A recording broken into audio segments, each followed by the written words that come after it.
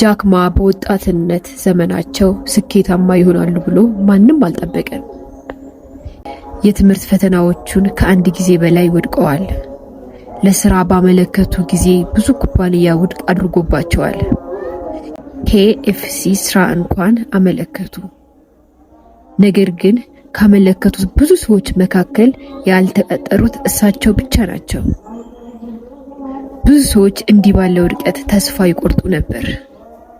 ነገር ግን ጃክ ማ መማራቸውን እና ራሳቸውን ማሻሻላቸውን ቀጠሉ። ወደ አሜሪካ በሄዱ ጊዜ ኢንተርኔት ለመጀመሪያ ጊዜ ሲያዩ ስለሱ ፍላጎት አደረባቸው።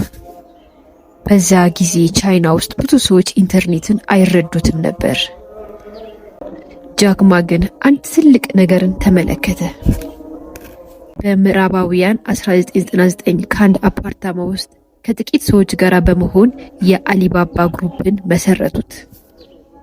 ብዙ ሰዎች ሐሳባቸውን ተጠራጠሩ፣ እንደማይሳካላቸውም ተናገሩ። ነገር ግን እሳቸው መቀጠላቸውን አላቆሙም።